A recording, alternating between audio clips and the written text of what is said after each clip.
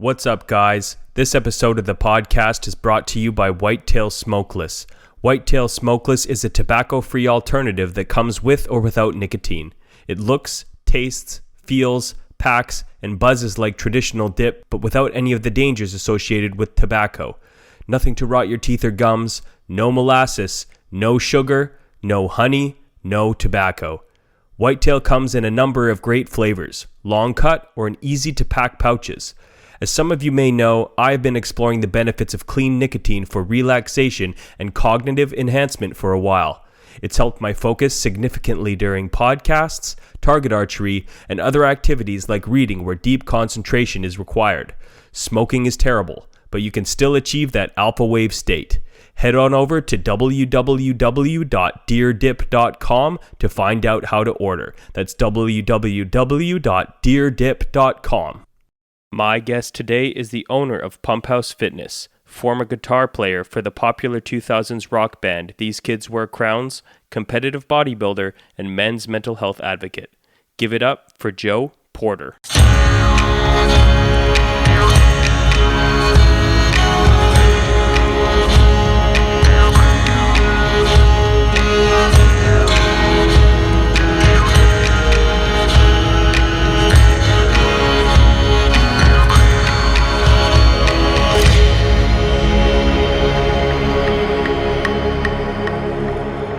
Three, two, one.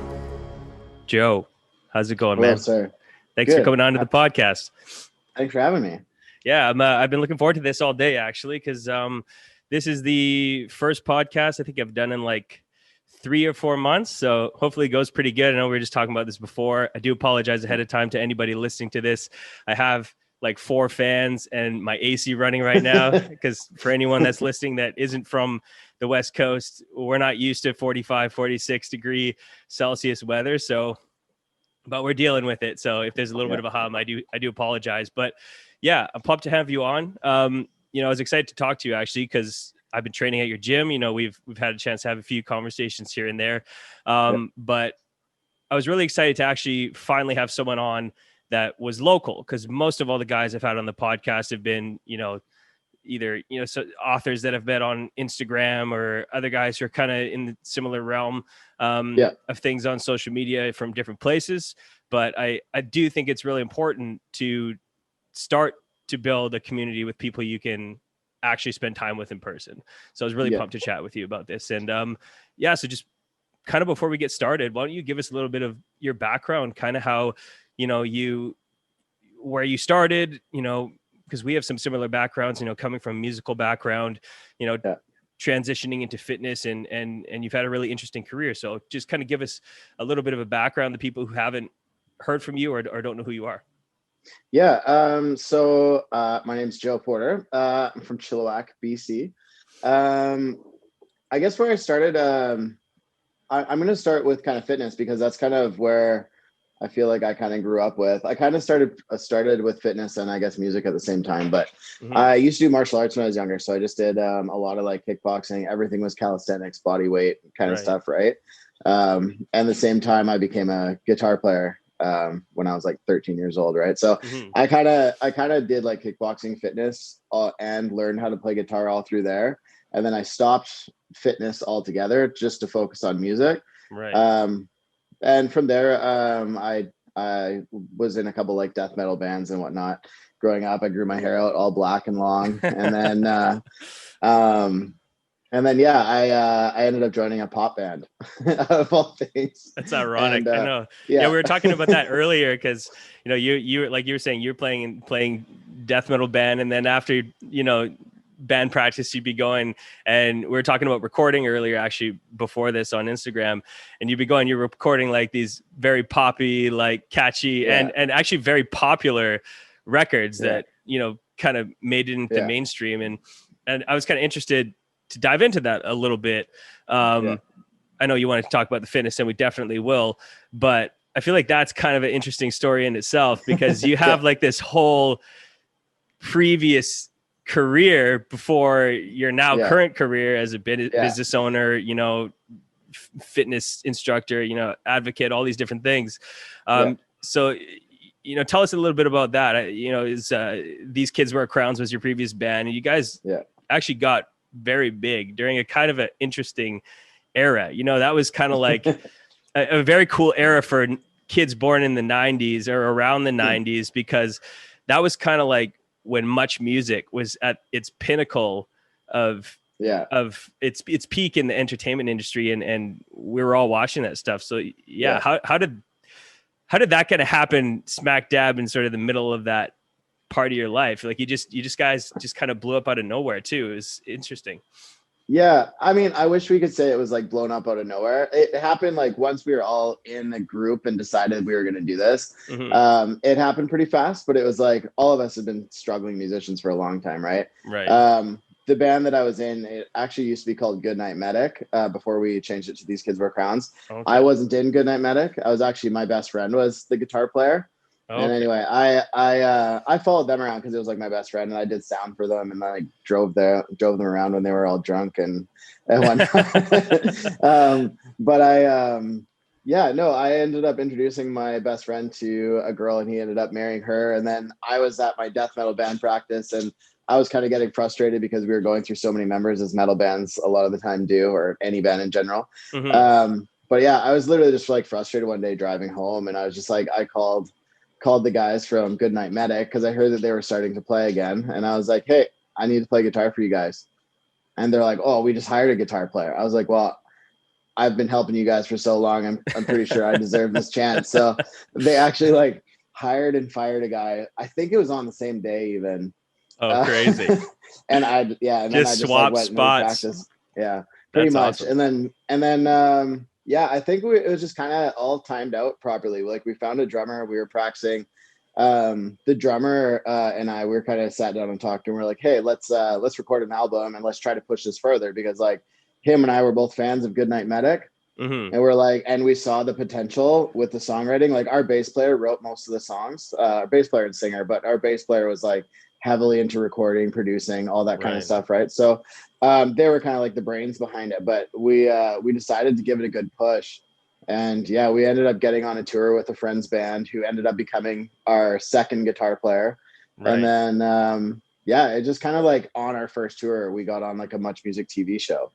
And So like, what was that? There was, I remember actually watching that on TV, but it wasn't it like it was some kind of like band discovery thing that they had, like where they're showcasing Canadian bands.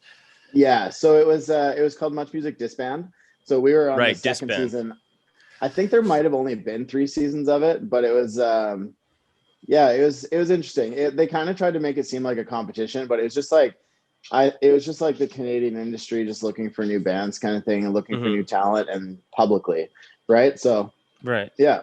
Cool. Yeah. No, it's interesting because I mean, it kind of went unnoticed and sort of fizzled out and died, but like MuchMusic just kind of, it was such a big part of that era for, I think a lot of us. Like that's how I discovered a lot of bands, like both of us, kind of laughing, coming from like emo screamo sort of like metal backgrounds, and now it's just both take such a different but similar direction. But it's like, why do you think, I was interested to ask you because you're actually part of it, why do you think that MuchMusic failed?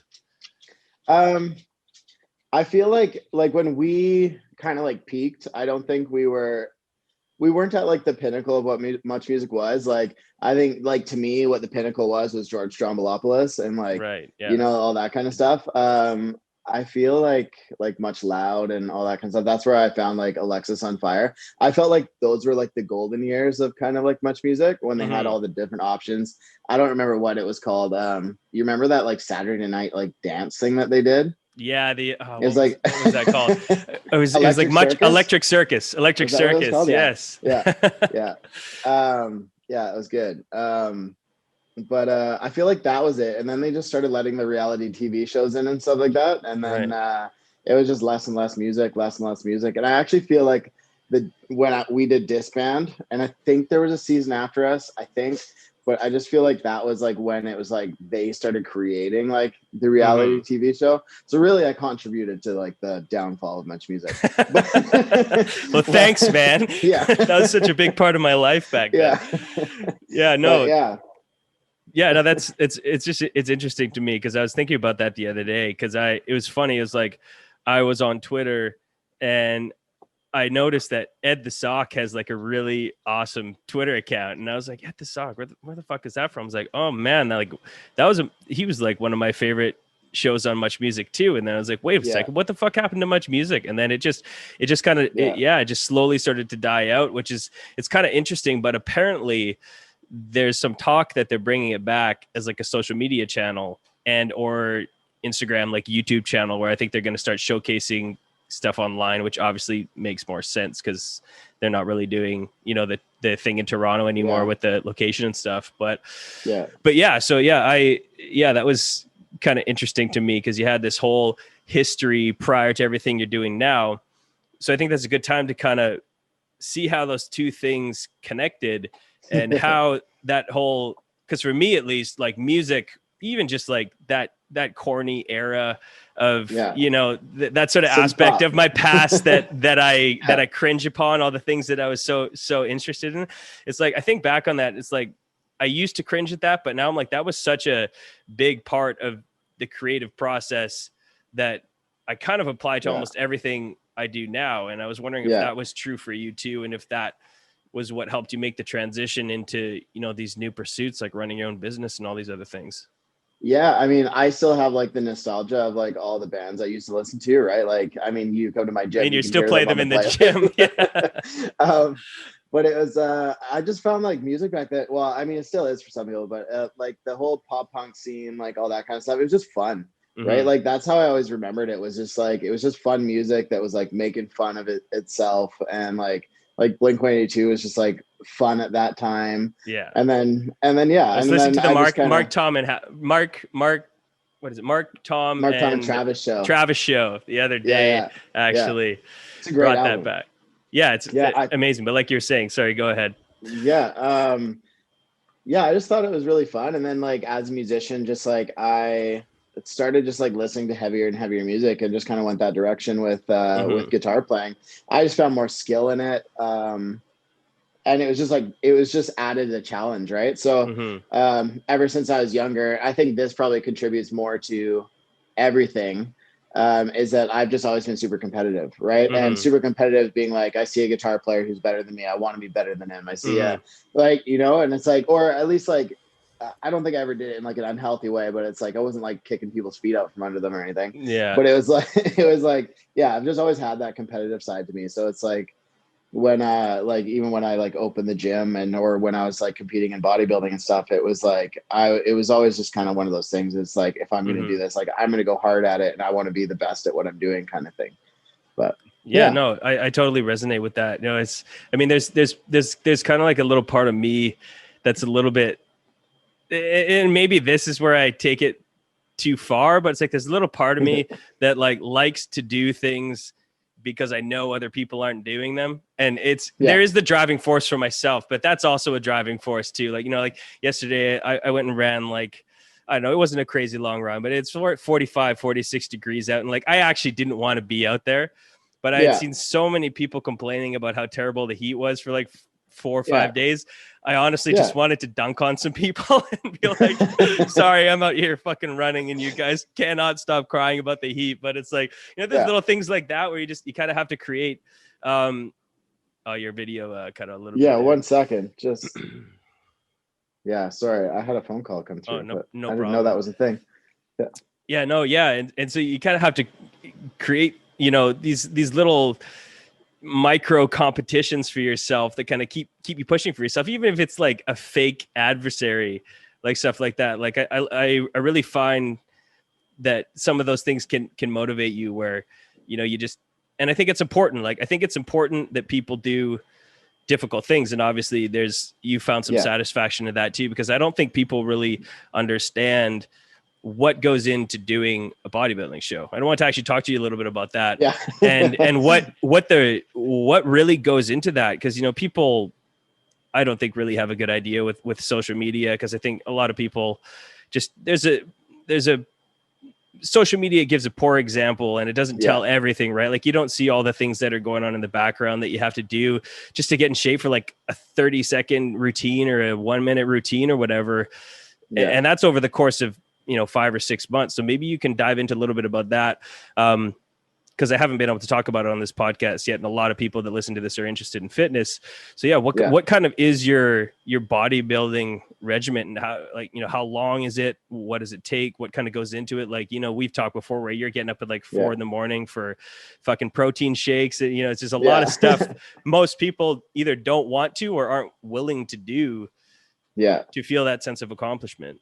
Well, I did a lot of things right, and I did a lot of things very wrong, like taking advice from like certain people, which was like the waking up in the middle of the night, like when you wake up you got to take a leak, and I always had like a protein shake and rice cake sitting next to it, so I would literally wake up and go take a leak while I'm chugging this like 3-scoop protein shake because this coach that I'm paying told me to do it, kind of thing, right? But I've always been like very, like, I research everything myself. Like, I'm very self-taught when it comes to a lot of the stuff. So I, the last show that I did, I coached myself entirely, except for my posing. I had a posing coach. But I, it's rigorous. It's just like, everything. Like, I'll still say that bodybuilding, I think, is probably one of the hardest sports in the world. Without obviously playing all the sports in the world. But it's like, it's 24/7. It's not something you take a break from. You completely have to have it like consume you. Like every meal is 2.5, 3 hours. You have to have a certain amount of liters of water. You have to make sure you're getting your vitamins and minerals, or your brain will start going foggy when you start getting like too low on your calories and whatnot. And then you have to balance your cardio and your weight training. And then like, so many people will go into like a prep, and they'll start dieting, and right away their body will start feeling weird because they're so used to eating like ice cream sandwiches all day long, right? And like, so they'll start eating like healthy, like earth grown nutrients, and then all of a sudden their body is kind of like, what the hell is going on? So all of a sudden they come in their second week of prep, and they're just like, I can only lift half the weights that I used to be able to lift, right? And then that just exposes the mental side.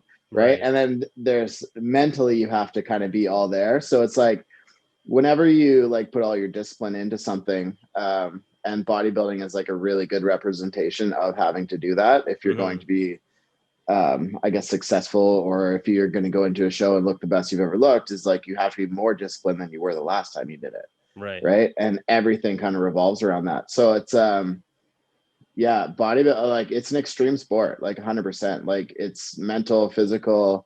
Every moment you're awake, you have to be aware of what you're doing, right? So it's like, it's interesting too, because it's like it's not just to be disciplined in one thing. Like, there are so many disciplines within bodybuilding that are required in order to be a good bodybuilder. Like, for most people, like, the biggest struggle in their lives is to just get to a gym, and then there's the additional struggle of eating all of the things that you need to be eating at certain times, supplementation, and, restricting yourself, like caloric restrictions, certain types of food restrictions. Like you're saying, you can't be eating ice cream sandwiches whenever you want anymore. So that's the second step, which is already two of the biggest steps people will ever have to take in their life towards being disciplined.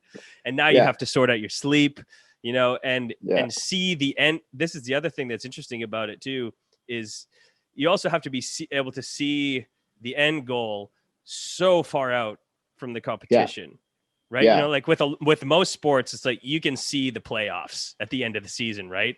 It's like, but you're going minute by minute, hour by hour for months, and hoping that everything that you did in that time period was correct in order to be the best of the people that are competing at the show. Right. And then in that aspect too, it's like, what are the judges looking for? You're literally just like trying. It's one of those things. I'm not huge into like the Fitspo motivational quote kind of things, like the typical, like, it's you versus you kind of thing. But it really kind of is in that aspect where it's like you can look at other people and whatnot and be like, and a lot of people do going up to a show and they stress. They're like, oh, I'm up against that guy. It's like, well, you can only do what you can do for you now. Mm-hmm. Right. And it's like, if you go up on stage, like maybe that guy has a way better shape than you. Right. Mm-hmm. That's not something we can change 8 weeks out.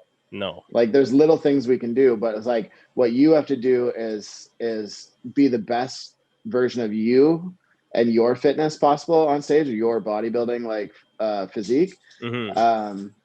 And hope it stacks up. Right. Right. So that's kind of the other thing, right? So like when I prepped for my last show there, is I literally had like a picture of the Mr. Olympia of my category, like on like my wallpaper as my phone, right? So everywhere I looked, I was like, I have to compare to that.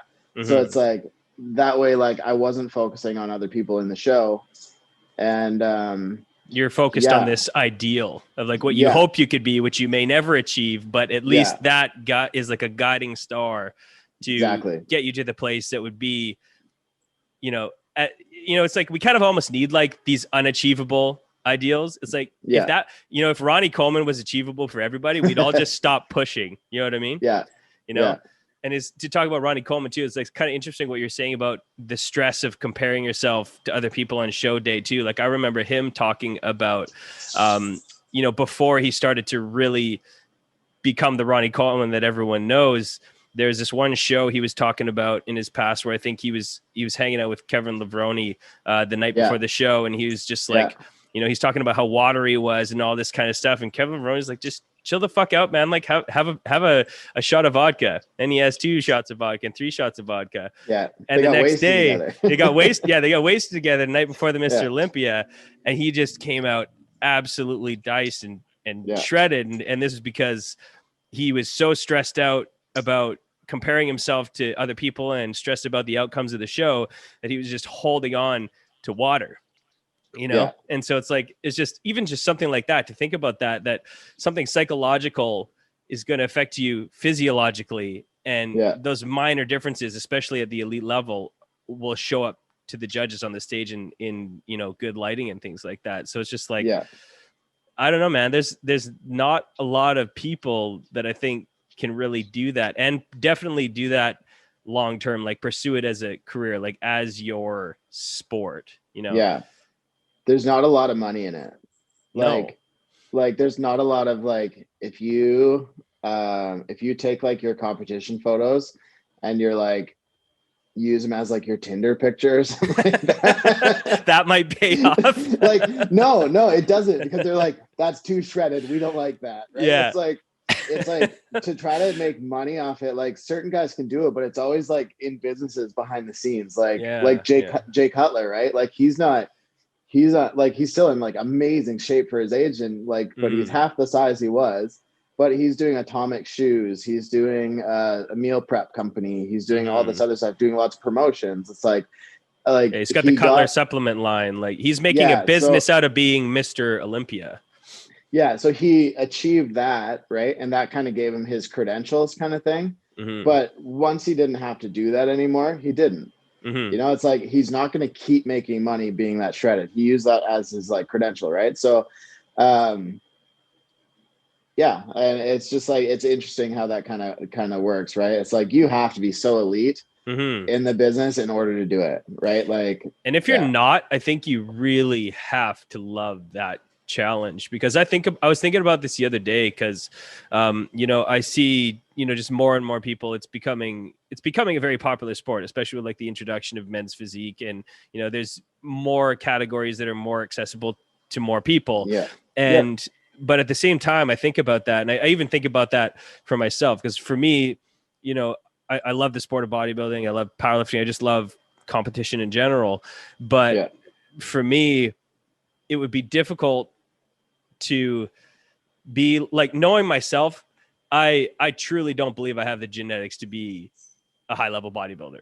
I just think I know that about myself.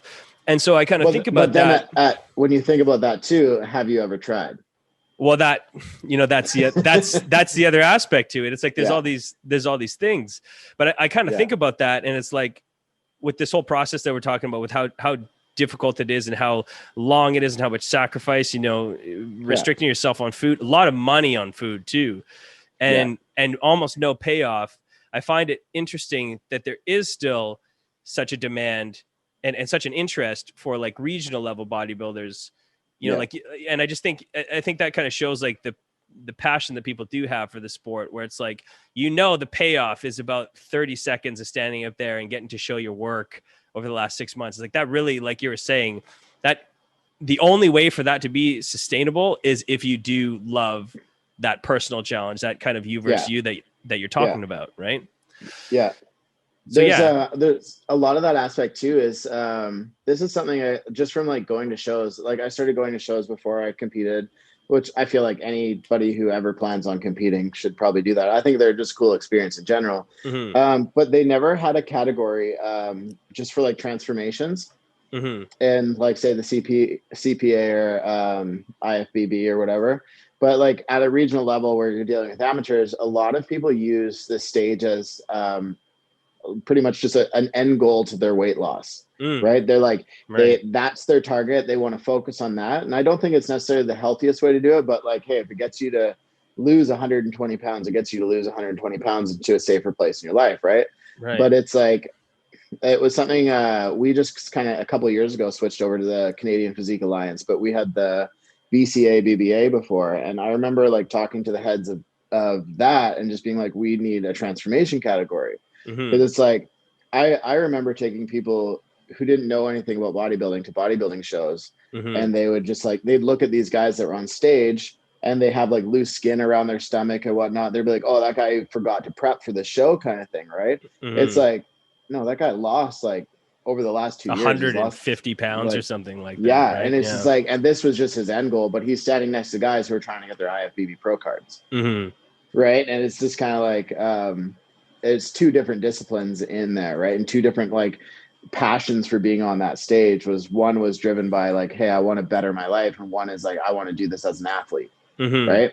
No, that's an interesting point to make, because I've seen that before too, and I mean, and I think there's probably like a judgment that I think that athletes who are competing might make, where they see that and they're like, why are you on the stage? Like, why are you presenting a bodybuilding? Why are you posing at a bodybuilding show? You don't look like a bodybuilder. But like you're kind of saying, it's like, I mean, all the power to people who 100%. I was just about to say that. It's like, I love a story, you know, where someone loses 150 pounds and, you know, they go from being an overweight, unhealthy person to, you know, being like above average shape, and like they're stronger, they're healthier. Like I mean, it also takes a lot of confidence to get up on a stage in front of a bunch of people with your shirt off and present this package, you know, on top of like the posing and everything. Like most people are so self-conscious, they don't even want to do that or even practice doing that. So yeah, I mean, I think that would be cool if there was another category, and if they focused on like that kind of, not the biggest loser aspect, but like the transformational aspect, where it's like, wow, like this is not the same person 6 months ago. Cause that is such an achievement in itself. You know, it's like, and I mean, you know, not to say that like, obviously it takes so much to be a competitive bodybuilder too, but it's like, the transformations are very small and incremental over the course of years for that guys, cause they're already starting at such in peak shape. So my idea for it was like, you know how like bodybuilders pose and they have like their 60-second routine to music and everything. It's like, I thought that the transformation category would be actually pretty awesome if they did like some kind of video presentation kind of thing. You have 60 seconds, you show like your before, show a few like training videos and like whatever, make it like dramatic and have like the music or whatever, and you just show your transformation right in that aspect while you're on stage. And I was just like, that would be, I think like I would pay to go see that without a bodybuilding show. Oh, 100%. Yeah. Right? Like, I think that's so inspirational to like so many people outside of the bodybuilding thing. Cause a lot of bodybuilding things, like there's a lot of people, you could walk down the street and ask people if they're into bodybuilding. They're like, no, it's too much. Right. It's like, that's why I think they've opened up so many more categories too, which is like, I think that's actually, I mean, there's mixed opinions on that too, because some people will say, you know, the men's physique guys don't work hard enough, they're too average or whatever. But weekend warriors or whatever. But it's like in some ways, I think it's actually good, because it's allowed the super heavyweights to like keep pushing the envelope of what the physical body can do. so we can still like see those extremes. But then there's like my favorite category is classic physique, and you can see that like those guys are working as hard as any of the super heavyweights. But I mean, that was just my favorite area of bodybuilding. So there's just, they've made it so accessible to everyone. I think that's kind of interesting because, you know, never has bodybuilding been so popular. Like it used to kind of be an underground thing. And now it's like, I've never seen so many people in the gym, like getting after it, and like fit people. I've never seen so many fit people in the gym before, in any gym, anywhere I go.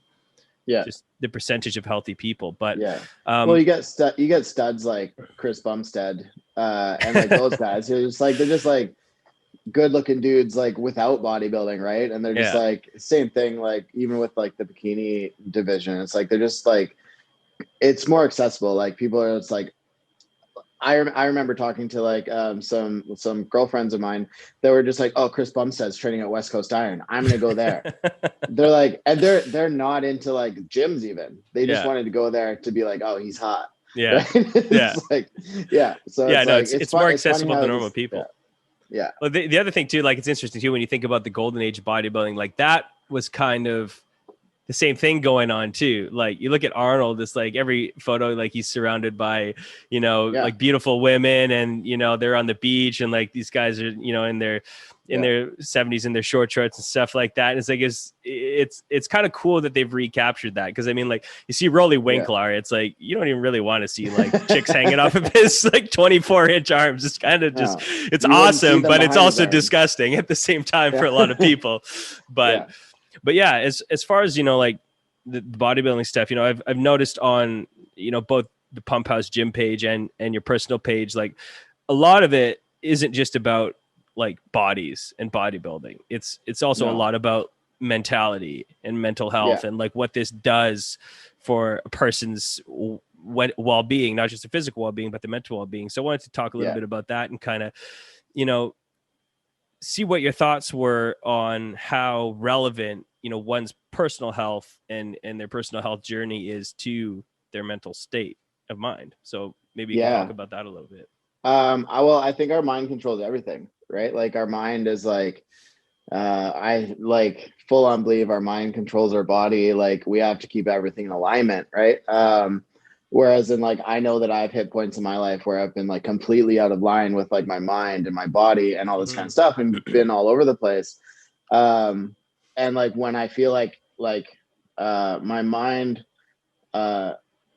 is kind of like taking over, say whether it's in a negative way, it's like my body can't keep up. You know, it's like, so it's like to try to keep everything in alignment. Like that's why, I mean, well, this is still kind of staying in the sport of bodybuilding. It's like, I have such an issue now with like people doing steroids in the gym, right? Like I mean, everybody can do whatever they want with their body, right? Like, but it's like, you are altering the chemistry of your body, right? Like you're taking your chemistry of your brain, you're taking hormones that your body produces naturally and shutting it off. And like it's kind of fucked up. Like you see like a lot of these kids come in the gym, and like I now tell people, I'm like, my goal is to actually get people off steroids, right? Like I've done them in the past. It's been a year and a half, 2 years since I've touched them now. But it's it's like I saw the effect on me personally, like having to fully come off and have my body adjust to not being on them anymore. It's like there's something that happens in there that these people don't know about, right? Unless they've actually done kind of what I've done there. Whereas in like, you get these huge waves of just like good and bad and good and bad. And you're just kind of like, you can easily get caught up in it. Right. But like for me personally, when I came off, it honestly took me almost a year to start feeling normal again. And then like, or just for my thought process to start clarifying. And then after that, it's just kind of like still finding the motivation to train, because I used to be this guy who would go in and like, I mean, you knew me back when the original Pumphouse was open, right? And it was just like, it was badass. Like just the dungeon, it was all the hardcore sort of vibe in there. Yeah. It's like, oh, you pick up the hundreds, but the 120s are down there. It's only 20 extra pounds. Just go grab them.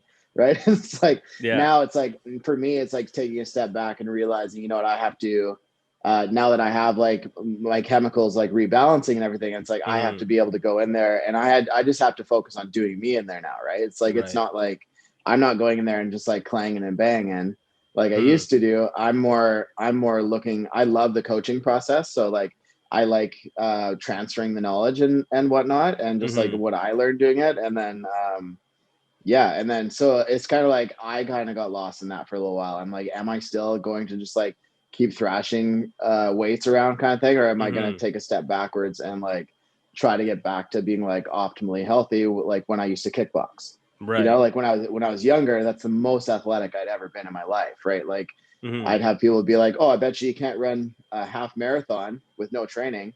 Watch me. Right. Like, and I just like start running from that conversation and go run half a marathon. You know, it's like, no, I think I'm actually really glad that you brought that up, because it is kind of like one of those things where everyone's interested in talking about it, because I think most people who go to the gym know how commonplace it is now, but there's also a lot of people who don't realize how commonplace it is now either. Like, you would be and I think to add this to anybody who might have been one of those people that is trying to maybe like do one of these transformations naturally, and you're looking at all this stuff on social media where people are just fucking diced year round, you know, huge, just massive trend shoulders, and everyone's vascular as fuck, like all of the time. It's like, people also need to realize like that's a different thing. Like, those people are absolutely using PEDs.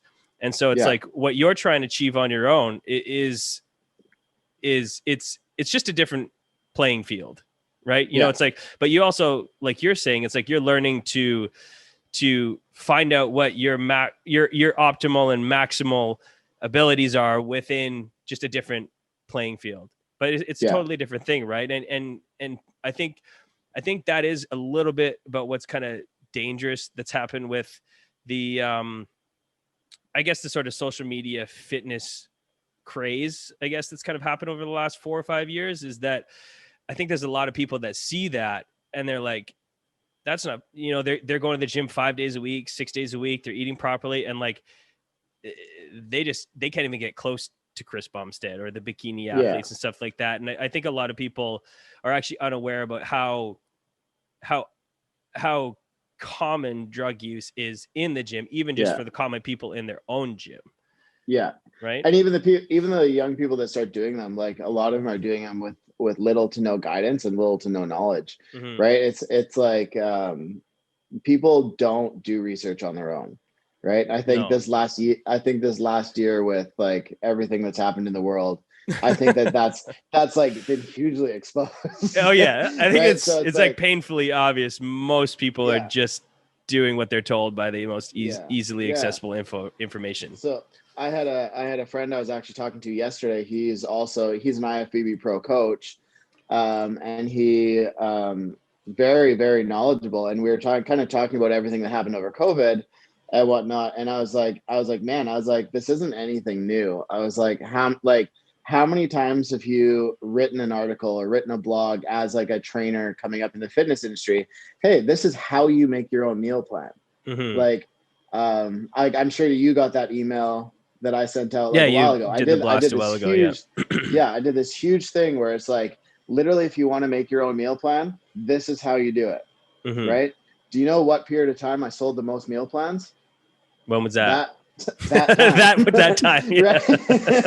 Right. So it's like when you literally gave it away. I gave it away. And then it's like, people are like, they see it and it's like, they don't want to do it themselves. Right. So it's like, when these young guys are coming in, young, old, whatever, new people to PEDs, they're just like, give me, and they don't know anything about it. Right. Tell me what to do, how much to take. And often you're getting that information from guys who are doing a lot, selling it, selling it and selling a lot of it, or doing it and doing a lot of it. And their idea of how much you should be taking is how much you should be taking to compete for like a show or something like that. But then no 18-year-old needs to be on it at all. But you see that a lot. Like I see it in the gym all the time. Like you can when you've been immersed in like the fitness industry for long enough, and you know people who compete, and you know people who powerlift, you know that like you know who's generally using something, and it's just amazing to me how young it's gotten like these days. Like it's like 17, 18, 19, and I don't think those guys realize what they're signing up for long term either, because it's like you may not think right now, like when you're 17, 18 years old doing this stuff, like, you know, you want to look like the dudes on Instagram, and you want to look like you're 30 and you're a bodybuilder and you're diced and all this kind of stuff. But like a lot of people don't even have like the fitness background yet. Like a lot of people are 6, 7, 8 months into training. They don't even have a foundation. They don't even know what their body can do naturally yet. Like maybe like wait till you're 25, 30, if you are even going to go down that road, because eventually people who really want to do it bad enough will do that. But like, see what your body's capable of ahead of ever experimenting with anything. Like, you know, you see people that are like 150, 170 pounds that are getting on stuff, and then it's like, you know, like you're saying, they don't know how much they're supposed to be taking. They don't know how to come off of it, and then it's like 5-10 years down the road, they're like, fuck, I kind of want kids now. I kind of blew that one because I didn't know what I was doing. You know? Yeah, they have to take Cialis every night, and it's just like it sucks. Like it actually, like for me, like someone who's actually done the research on it, and like I've tried to, some of the younger guys that have come into the gym before who are constantly on cycle, they never come off, because like I've convinced a couple, hey, you should probably like come off because your receptors are fried, and you just keep stacking and stacking and stacking more gear on top of more gear to try to get the results. But like your receptors are fried, like you have to come off, right? Like in order to do that. So they're just like fucking themselves up. Then they finally are like, okay, well maybe I should come off. So they come off, and then they realize training sucks when you're off, and they don't want to be off, right?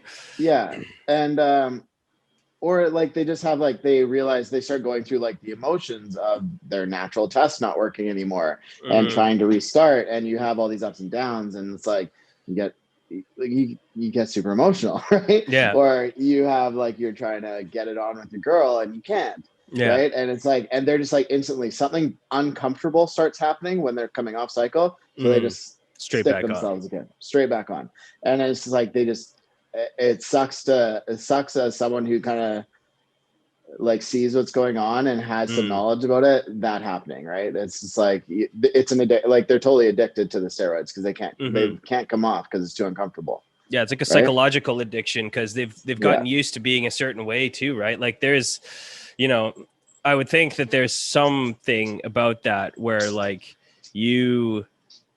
once you get used to kind of feeling like a big man, it's like, why would you ever want to not feel like a big man, or be feeling that good all the time, right? So like you're saying, it's like people get stuck in that cycle where, and then the longer you put that off, like the longer people don't use those things safely, the recovery is just that much longer, and it's just that much worse, and then you're just that much more tempted to have to basically stay on that stuff forever.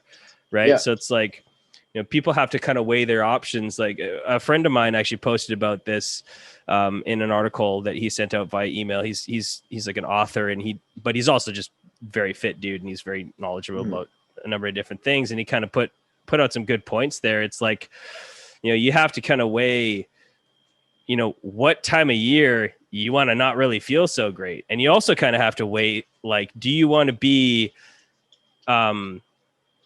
basically have a relationship with a drug dealer for the rest of your life? Because it's essentially what you end up with, whether it's from, you know, getting it illegally or eventually getting on TRT or something like that. Like you are eventually, if you don't get off it at some point and recover, you're kind of just beholden to either big pharma or a drug dealer, or, you know, these other types of kind of addictions that come along with that. So yeah, it is interesting. And I'm glad you brought that up, because there is a lot of young dudes that listen to this that I'm sure either use gear or are definitely thinking about it, just kind of based on my demographic. So I'm glad you mentioned that. But yeah, kind of to touch a little bit more on, you know, the mindset, psychological stuff. And we were talking about this a little bit earlier. I was hoping that you wanted to speak about it a bit, is a little bit about kind of like optimization and some of the things that you do or use, like different supplements, to kind of like be at in a peak mental state. I mean, even right before we did this, both of us were talking about like we've been kind of experimenting a little bit with microdosing psilocybin and different nootropics and stuff like that for a number of different reasons. And I have my own reasons, not just for, being the best that I can be in long conversations, but also for my own kind of mental health. Cause I'll be candid. This is the first time you and I are actually sitting down for a long conversation, but I mean, I dealt with mental health problems my whole life, like, depression. I had anxiety. I dealt with some PTSD from some earlier life events and stuff like that. And so since experimenting with psilocybin, and I've been using Gotu Kola for kind of cognitive function, just got on the ashwagandha, it's amazing how natural plant medicines can be the solution, or at least be part of the solution for some of these things. So I just kind of was interested what your experience with those things, what you kind of use, and how those have been applied to your life. I mean, I like you said, this first time we're kind of talking about this together, but like, I same kind of thing, right? Grew up with like high functioning anxiety, which is kind of like leads into kind of like my work ethic and stuff like that. Like I've always kind of had like, it's almost kind of my anxiety is almost like a chip on my shoulder kind of thing to prove points and do all that kind of stuff. But it's like I've been like I guess more lately messing around with the psilocybin kind of thing. Like I don't like the feeling of not being in control, so I haven't gotten to the point of actually being like using it as like hallucinogenic yet, right? But that is a point that I'd like to get to, just because like the benefits of psilocybin with like saying rewiring the chemistry of your brain is a huge science right now, right? And it's like that's why like it's starting to become legalized. I'm not sure about anywhere else except for Canada, but like personal use is totally legal here now, right? But it's with all the studies that are coming out about the benefits of psilocybin with like depression and anxiety and PTSD and all this kind of stuff. It's like it's taking away from like possibly, which is hopefully taking away from having to pop like antidepressants and anti-anxiety, right? Because I've gotten to the point where I have had to been on those before, right? So it's they're terrible for you, and they're so difficult to get off of, like right. So I grew up with like very, very much so like I wouldn't even take Tylenol, right? Like if I had a headache, I'm like, okay, well, there's a reason I have this headache. I'm gonna drink more water, right? Or I normally have 3 cups of coffee today. I haven't had any. That's probably why I have a headache, right? And so it's like a dependence on caffeine kind of thing, right? So, but like I kind of hit a point in my life where it's like I need this, right? Like I got into like a pretty dark spot personally.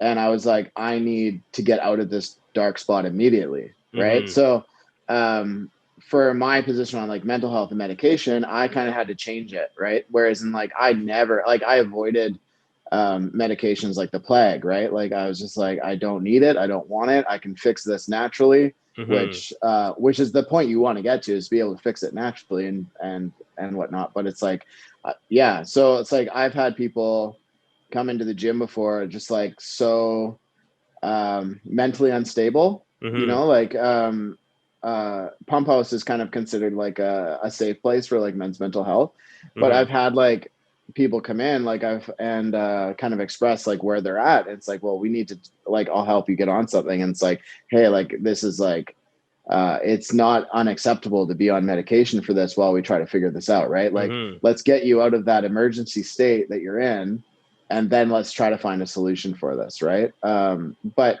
for me, that's why I'm fooling around with like things like ashwagandha. Like you and I kind of talked about it. I'm not taking it consistently right now, but I have in the past. Rhodiola I've been taking for some mental function kind of thing. I always used to actually take Alpha Brain too. So like I've wanted to try that, and I've heard it's really, really effective, especially the powdered form, or the drink form is quick absorbing or something like that.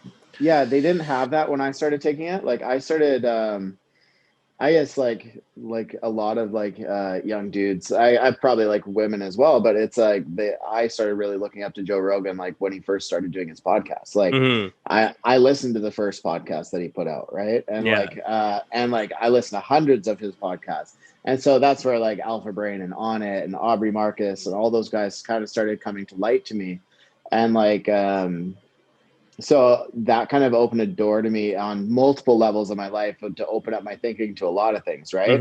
It wasn't even until like I'm trying to think of how old I would have been when I did that. I was probably like 24 when Joe Rogan's podcast came out, right? And like it took me to this year to try psychedelics as a form of therapy. Right. Like over 10 years later. Yeah. So it's like but yeah, so my benefits with like psilocybin mushrooms, like I'm like super stoked on them. Like just the microdosing, like I've been finding like a good dose that like for me with the high function anxiety, I always have like I feel like a tension in my chest like a lot of the time. But when I microdose, and I've been trying to find a good time of the day to take it, where it's most beneficial for me, and it's like it goes away like completely. Right. So it's like, and like you just feel, I don't want to say light as in like you don't feel high. It's you just feel at peace. You know, it's like a weight has been been lifted. Yeah. I noticed that too, which I thought was actually really, really interesting. Is I actually started because I'm like I've been battling with sleep is probably my number one like health concern for the last. I have other health problems, but it's been my number one problem I haven't been able to deal with effectively for pretty much like the last 15 years. And I don't know why that is. I don't know if it's a combination of, probably a little bit of abusing caffeine, like you were, but there's other things going on there where, like you were saying, like I in the past had actually dealt with PTSD, and I still have a bit of it. So I kind of have a bit of that hypervigilance, which I think affects my sleep.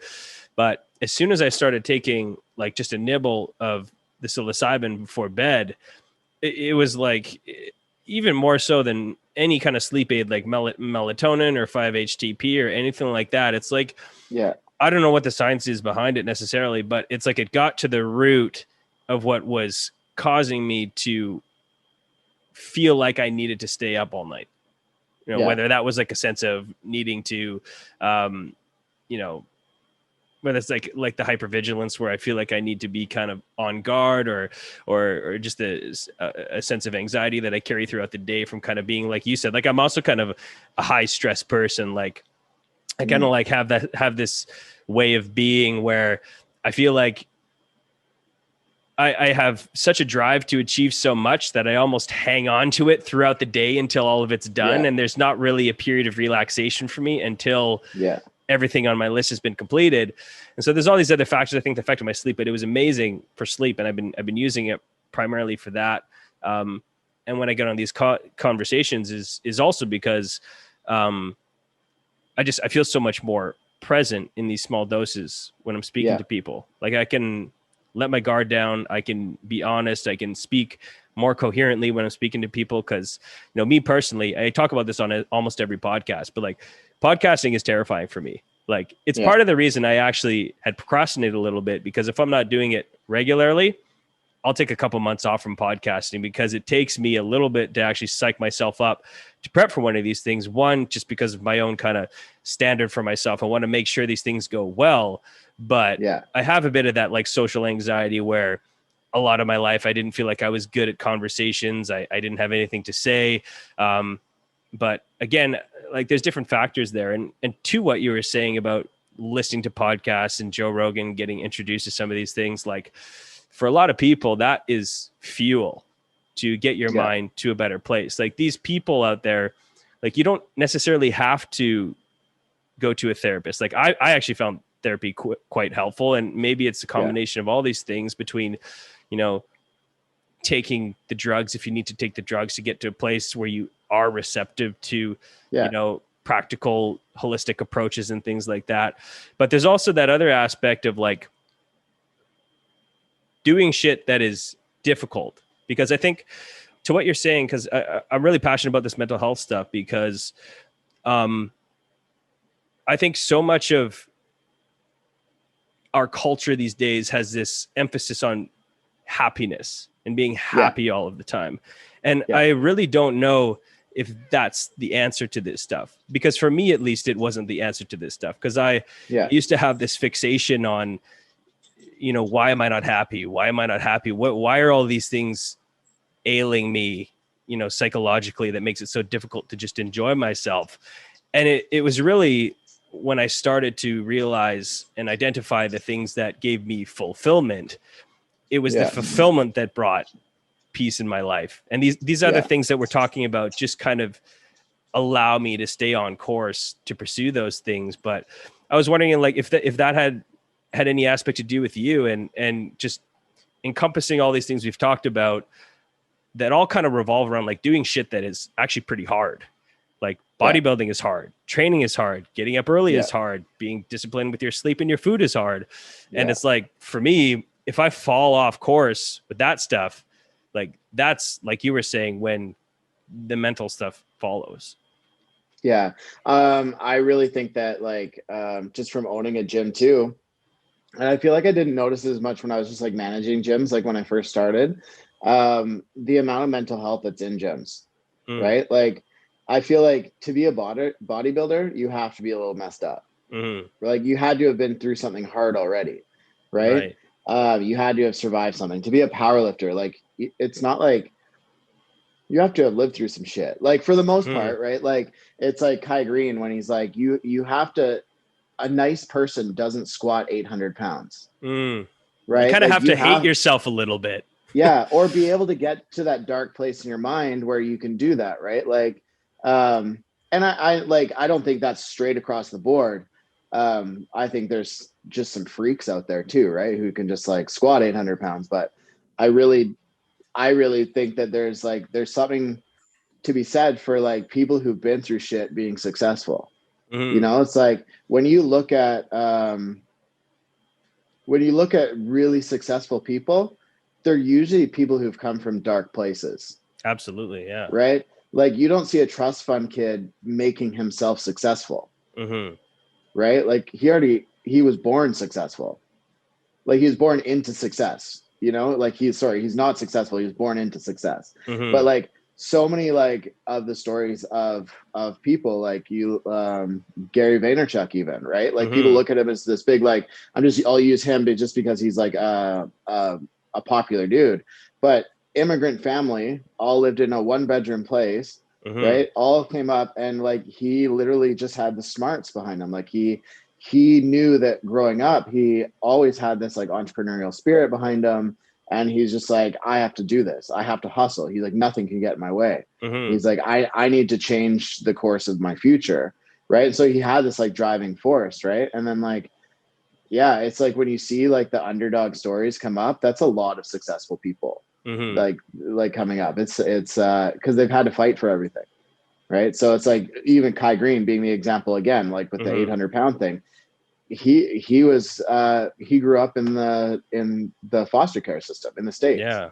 Right. He came from a really dark place, like where he was getting in trouble and whatnot. And Mike Tyson, you know, like, you look at all these guys, you look at fighters, you look at, like, none of them came from like positive places. No, right? That's why they call boxing, you know, like a poor man's sport, right? Because all of these guys need to fight their way out of, you know, poverty and like really difficult situations. And I mean, that's honestly why so many of like the guests I bring on this podcast are very similar, because I love that story. And I mean, at least for myself, feel like I'm somewhere in the middle of that story, where I kind of came from a place where I was pretty good at fucking my life up. And I got up to the place where my life was so fucked up that I was like, okay, it's like, you're either going to create a sense of urgency and make something happen out of nothing, or you can stay down here forever, and eventually it'll probably be your early demise. And so it is like that,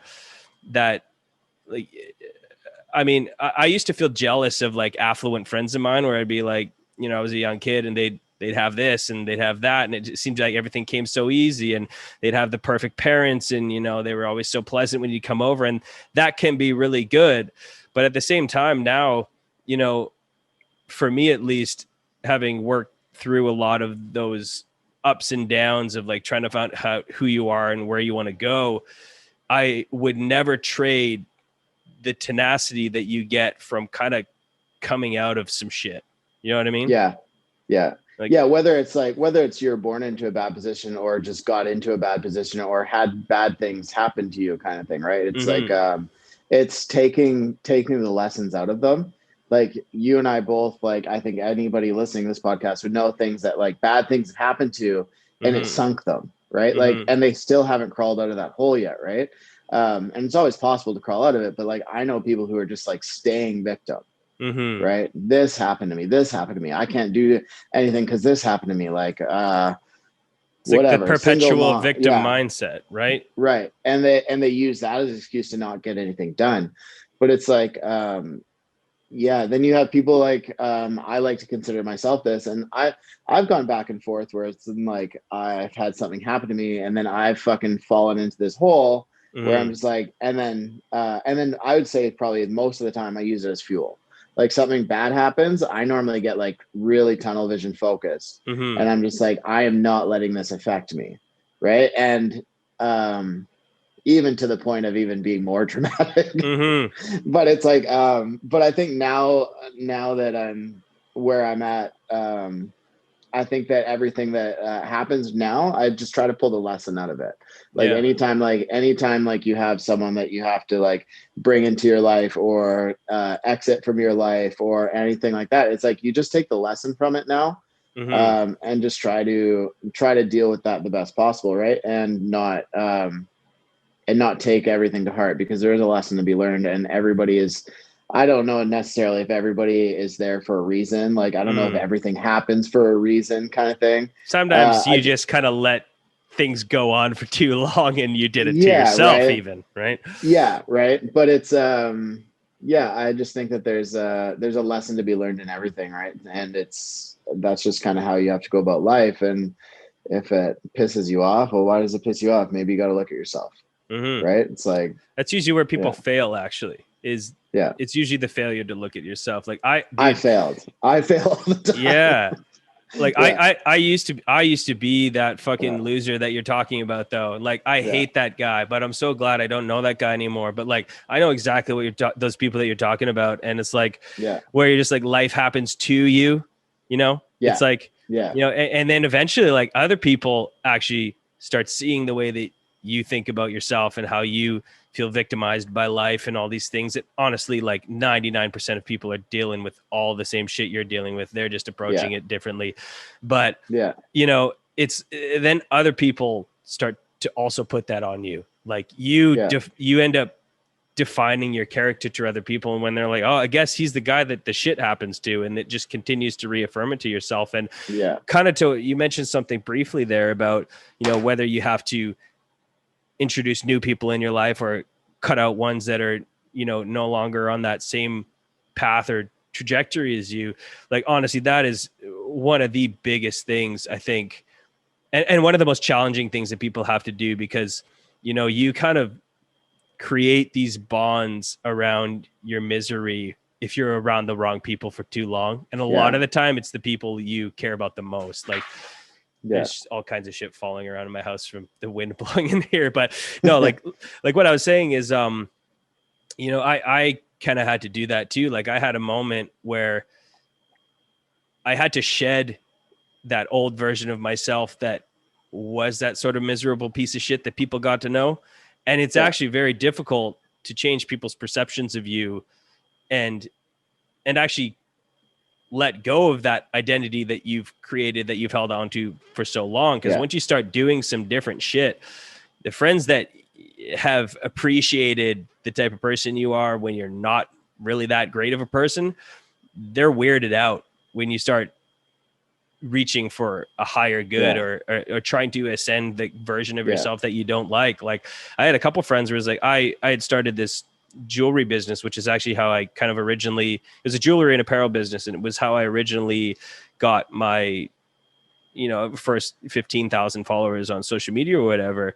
Like I was just in a place where I was like, I don't like my job.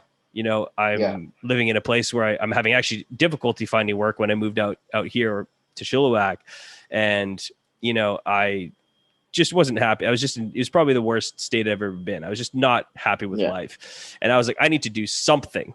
So I always knew that I wanted to work for myself. I'd never been satisfied or even really a great employee. And so I was like, I need to start something. I don't know what it is. So I started this business, and then I started to build upon other things. And at the beginning, all those people that I was friends with just made fun of me. Like, you know, it's like, oh, so now you're this rah guy, you know, you're this motivational, try hard fucking guy who wants to do better. It's like, we don't know that version of you. And so sometimes it's like, you kind of have to like, it's difficult, but you kind of have to get alone in order to make room for other people to find you. And that was what happened. Like, you know, I shed a lot of the negative energy and negative attention that I had in my life from other people. But then as I continued to progress, and like you were saying, a little part of me was like, I'm going to fucking prove all these people wrong. As that started to manifest, you know, as I started to accomplish more things, I started to get noticed by the kind of people I really was seeking to have in my inner circle, like really fucking cool dudes all of a sudden wanted to hang out with me. And, you know, it also made me realize like so much of my suffering in the past was my own doing. And so like you convince yourself that life does happen to you, but it's like, was I really at that time doing everything that I could to get what I wanted? Or did I just want that?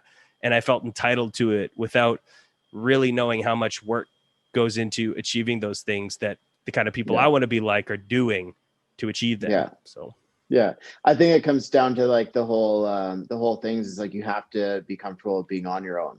Like in order to like, to truly like appreciate the people around you, you have to be comfortable on your own. Right. Like, I feel like for me, part of my problem was like when I was in the band and we did have some success, is I ended up starting to accept people around me that shouldn't have been. I should have never accepted them to even like be a part of my process of life or like my decision making, or should have never let them have an opinion. Right. And that goes up until like not even too long ago. Right. It's like, but being comfortable on your own and just having the confidence that, you know what, I have been making the right decisions for myself. Right. And just being like, and I've just had these like negative thoughts or people or influences in my life behind me making me doubt myself. Right. And it's like, that's something like, and that's growing up, right? That's becoming an adult. Like, it's not something that's like, I think everybody kind of goes through that in their own certain way. And if you can accept it or you can't accept it. Right. But there's people you have to let go. Right. And like, it could be groups of people, it could be everybody, you know, you just have to get out. Right. But that's something personally that I struggled with. And I think now I'm like excellent at is just getting rid of people. Yeah. But I have this like morning ritual of mine where it's like, I wake up and I make a shake. I'll always have like a glass of water, and then I make my shake, and then I make my coffee, and I go sit out on my deck, and I have coffee every single morning, and I listen to a podcast. But just, it's funny that we're talking to this because the one that I listened to yesterday morning was by Joe Dispenza. If you've ever heard of him. But so he does a lot of sciences around like brain and mentality and like how different parts of our brain fire and about our mindset. And it's like we were talking about, like people who have like the victim mentality or life is happening to you. It's kind of like, that's different parts of your brain that you've actually trained to fire that way. Right. And what you need to do is just train it to not fire that way. Right. Like, you need to train it to look at things differently, right? Like, life's not happening to you, it's happening for you, right? Like, it's it's just really cool. And it's stuff that like I had heard that podcast before, but yesterday it hit me. Right. I sat there and maybe I was paying attention just at the right moment to hear something that like triggered my whole thought process, and it was like mind blown. Right. So it's like, and so it's really cool, like the process, or when we're personally ready to actually like accept things or hear things differently. You know, it's like, it's also like to what you're kind of saying. This was actually one thing I actually really gained from cognitive behavioral therapy. And I haven't found that all therapy I've done has been useful, but I certainly think that it it should be part of most people's arsenal, is to have some kind of counsel in their life. But the cognitive behavioral therapy was essentially, like you were saying, is you had to rewire your brain to, you kind of had to reset the default way of thinking. And like, to what you were saying, I started doing exactly that. And it was basically like, you know, I had just such a negative mindset. Like everything was negative. Like the stupidest things would set me off too. It would be like, you know, like a minor inconvenience becomes like just another stack on the stack of, on the fucking Jenga, you know, like it was like at that point, whereas like every little thing becomes just this drama to me. But every time that something would happen, I would just shift the way that I would frame it to myself. Right. So, you know, if you know, for example, like if something silly would happen financially, like if my tires blew and I had to drop $500 on a set of tires, I would express gratitude. Like I catch myself, like you really have to catch yourself in that moment. And I'd catch myself, and you're not going to do it perfect every time. It's going to take thousands and thousands of times to do it right. But you're going to catch yourself having that negative thought. And then I can be like, you know what? It is going to be so much safer driving around without cracks in the sidewalls on my tires. You know, like you can, it's like doing reps in the gym. Exactly. Like you can reframe it anyway, and it gets easier and things get better. Like it really does start to transform everything when you think about that way, because it's like your whole experience is based on how you perceive things. And so if everything that you're perceiving is negative, it's like, God, what kind of life is that? But if everything, like you were saying, that inconveniences you, you can reframe it as I'm being set up potentially for something good, because I don't actually know why this is happening. And that's not necessarily like a metaphysical thing that I'm talking about, but it's like so many times I've gotten upset about something and then everything was okay or better. So I caused myself to suffer 2 or 3 more times than I had to, aside from the initial minor inconvenience. I had to suffer the stress of wondering how much this is going to cost. I had to suffer the annoyance of waiting to either get my tire fixed or have to fix it myself, and then call my boss and tell him why I'm late. And, oh, you're a fucking idiot. You're a bad employee. You know, all these just thoughts that people snowball with.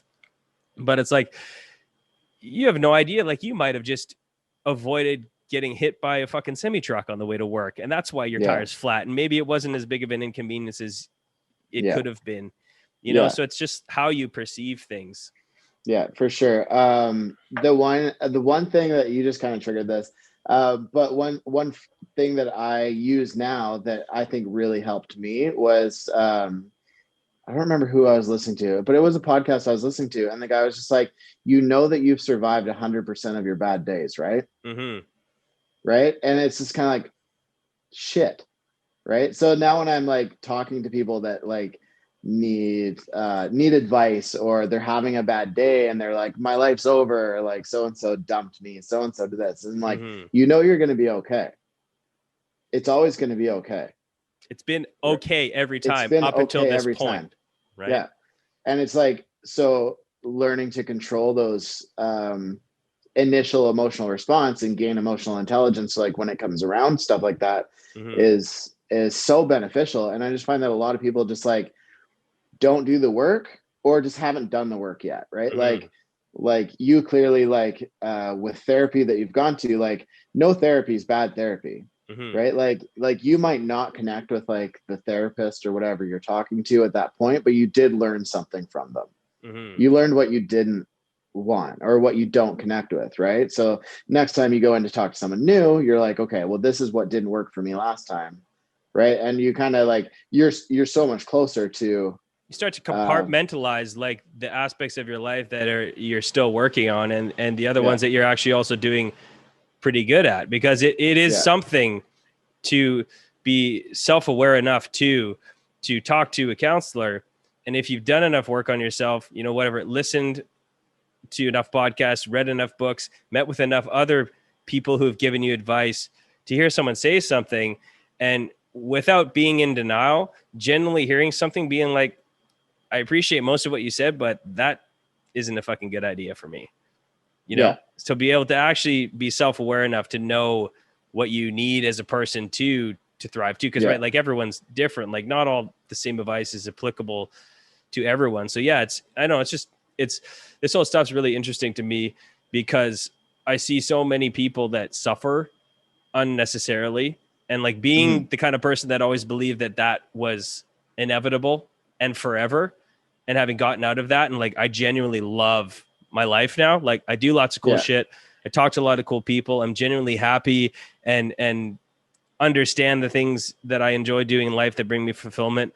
And it's just like, that is so possible for most people. But like you said, it's reps. Like it's muscle memory for the brain. Like not only just, and I also believe, to kind of tie in the aspect of fitness that we've been talking about this whole time, like I kind of feel that physical fitness is like a gateway to higher thinking. Like I truly believe if you have nowhere to go and absolutely no place to start, like most of us have no idea how our brain chemistry works. Like you have no idea why you're depressed most of the time. And it may take you years to figure out what exactly is going on. But like at the very least, training, at least for me, was that one anchor in my life where I was like, this is concrete. Like if there's everything else is fucked up right now, I don't like where I work. I you're broke, or you've got this crazy breakup that's happening, and just a lot of failure happening in your life. Like at the very least, if I show up to this place for an hour and do my best, there's at least a small part of me that is going to be better than it was either earlier that day or that week, or over time. It builds that resilience and willpower, and it transfers over to everything else. Yeah. The biggest thing that for me now, with training people, is taking them to a point of failure. Right. And like, once, it's funny because like when you train someone, it's kind of almost like you become their therapist in a lot of aspects, kind of thing. Like a lot of people, because you spend that hour with them, or however long you spend with them, and you talk between sets and you do this stuff. But there's so much about training that aligns with life in general, right? Where it's in like teaching people to go till failure to get the results, right, that they want. It's like when you tell people, I'm like, you can come in here and grab the 10, like you yourself, like 200-pound male can come in here and grab 10-pound dumbbells, and you can do 10 reps and put them down. Does that benefit you? No.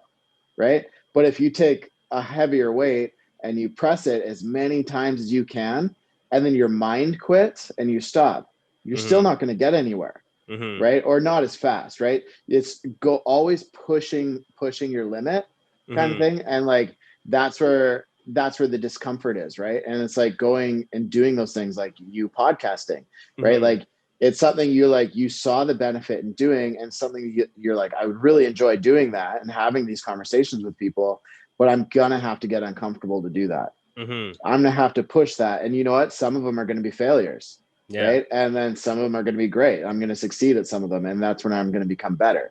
Right. And then it's like, the more I do, the more reps I do, the stronger I'm going to get.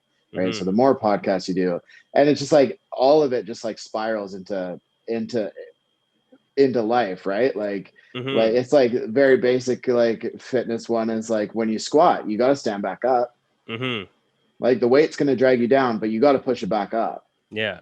Right. So it's basic, like, but it's so profound when you use it as a metaphor. And like you're saying, like, it's kind of like, and I'll use that metaphor because this is one that's literally stuck with me since I was 14. First time I watched Pumping Iron in my dad's basement because he had the Pumping Iron DVD, and I was like, this is the shit I like. Like, this is what I want to do. I grew up with VHS. Yeah, VHS. I can't remember if it was VHS or DVD. I think it was DVD. But but there's this one line where he's like, where he's talking about how to grow your muscles. Cause I was such a fucking skinny little dweeb. Like I was like 115 pounds. Like I was small. Yeah. And I was, and there's this one thing that stuck with me. And now it's just so much more profound knowing more about life. And it was like, the growth is in that pain period. He's like, when you hit the point where your muscles hurt, it's like, that's when you need to start counting the reps, That's when you grow the most. So and so I think that's just a good place to transition to this last thing I wanted to talk about kind of before I leave you is, like you were saying, like essentially what this has become about for you in the end is not necessarily, training to compete in bodybuilding, but just genuinely helping people. And I've Yeah. noticed that having trained at your gym. And so I want to talk about the gym a little bit and shine a little light on that. So for anyone that's kind of local who wants to check it out, they can. But I have really noticed like the community at your gym is much different than other gyms that I've been to. Yeah. Like, you know, there's obviously like the aspect of training that I do like, you know, where people are throwing weights around and they're getting after it. But it's like, there is also the aspect of community that you have at your gym that I noticed that most places don't. And it's like the first time I went in there, I mean, I've been in fucking Chilliwack for 4 years now. And it's like, I don't really have any friends out here. Like, you know, I'm kind of been doing my own thing, but it's like, I don't have that community. I came from the city where most of my friends were kind of out there, but like at your gym, everyone is friendly. Like everyone is friendly and motivating and supportive of strangers, like new members, each other who are just training in group training together. And you can see they've developed friendships doing that. So I just kind of interested, like, how do you build a culture in a gym? And this might be good advice, actually, if there's any gym owners listening to this, that fosters positivity and inclusiveness. Yeah. I never give the sounds very cliche, and I don't want to say I don't care about money because I have to have money to survive kind of thing. Mm-hmm. But like, I genuinely don't care. Mm-hmm. Right. It's like, I didn't open my own gym and like spend my life savings to all of a sudden just have a bunch of money. Mm-hmm. Right. Like if I wanted to like just solely focus on make money, I wouldn't have opened a gym. Mm-hmm. Like that's not the way you make money. I've heard that from other gym owners. Right? Like it's very satisfying. Like, and to get it to a point like we've been open almost 4 years now, 3.5 years. Like I'm making like enough to survive and like do fun stuff, take care of myself, whatever. But it's like that's not what it's about for me. Like, I mean, you know me, it's like how many hours of the day, like when you go into the gym, am I there? I'm like, I used to do a lot longer days because just like building the business and stuff, but like usually 8:30 in the morning till 6 p.m. I'm there almost like 6 days a week. If I decide that I'm going to do renos, I do them all myself. It's 7 days a week with extra hours because I got to also train people, right? But it's I think that in order to have a gym like mine, you have to give a shit, right, about what you're doing, right? Like you can't go in there and not care about every single member. You know, like have like the Steve Nash approach where everyone is just a revolving door of you're a number, right? Yeah. That's what you are to like. I hate generalizing. Like I think generalizing is like a huge like bad thing, but it's like most franchises, it's people with money trying to, it's just them investing, right? Like I've been in that position working for gyms where the owner they don't know anything about fitness, they don't know anything about nutrition. It's like, what are you doing in the fitness industry? Like this is actually an important industry, right? Like this is like, where's the first place a doctor tells you to go when you're having mental health issues? Go exercise, right? It produces serotonin in your brain. It does all this stuff. You have to eat healthy. Yeah. Okay. It's the easiest way to access those positive hormones that make you feel better. So genuinely, I think that I was hugely introverted when I was, say, getting into into my mid-20s. Even I was probably coming out of being introverted in my mid-20s, but like getting to know people and having empathy towards their situations, like, and just being like, even just to ask the viewpoint of, you don't know what's happening in their life when they walk through that door kind of thing. And just like having that place be that positive place that they go to, kind of like what you're saying. I don't know anybody, but everybody I know there is friendly. It makes you want to go there. Right. Like, like I've formed relationships with a lot of guys where it's not like, hey, we're going to all go and hang out.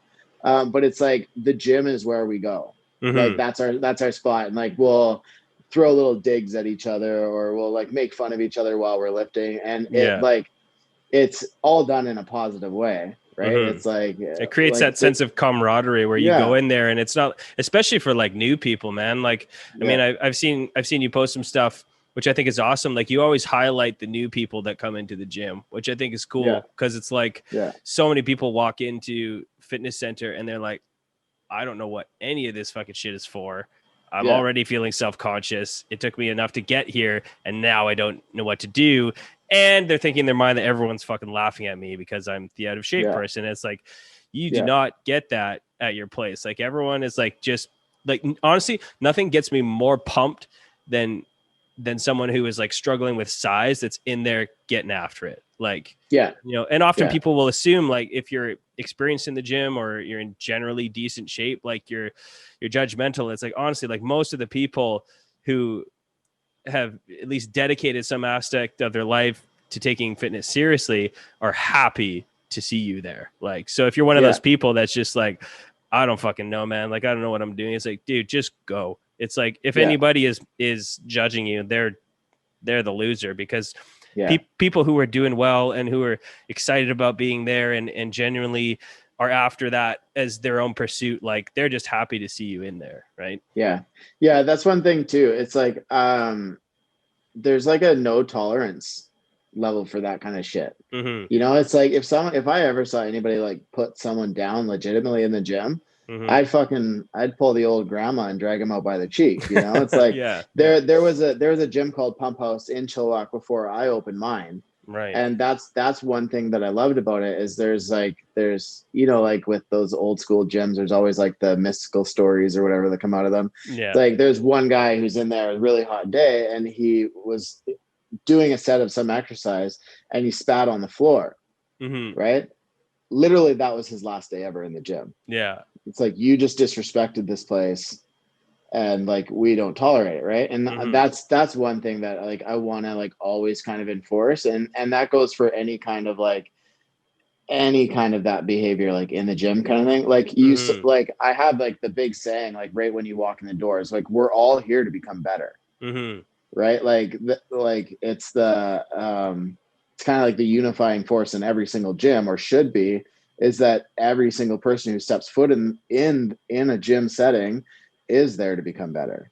It's like, no one's in there to be a dick or should be there to be a dick. It's like, and if they're not, it's not really the place. Right. And I think I think those people would probably be pretty uncomfortable if that was those things, because you can generally read a room and it's like, most people are just happy to be there, like getting after it, chasing their own personal goals and stuff like that. So, but kind of before we go, I want to make sure that anyone that might be interested in following you on social media, both the gym account and your personal stuff, as well as locally, if there's anyone kind of in the Fraser Valley to Vancouver area that would like to come and train at Pumphouse, where can they find you online and where can they come and check out the gym? You can literally just throw us in a Google search and we'll come up. Social media, it's on Instagram, it's just Pumphouse Fitness. Me personal, there's not a whole lot happening on my personal account, but it was more of a joke, but it's Joey MFKN Porter. I think. Joey motherfucking Porter.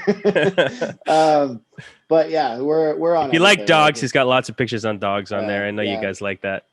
I had to make another page. It's Pumphouse_pups. So it's like all the dogs that come and visit the gym too. So no, that's where you find me. You can just throw us in Google and all of our socials come up and whatnot. So perfect. Yeah. Well, I appreciate you coming on, and it was great to finally get to actually. You know, it's funny. I had this conversation with someone that I was featured in a podcast, and he was like, "It's weird to like come up to a guy and ask him if he wants to talk on the phone for 3 hours. But when you say you're going to record it and put it on the internet, it's just, it's a totally different thing. So I appreciate you coming and talking to me on the phone for an hour and a half.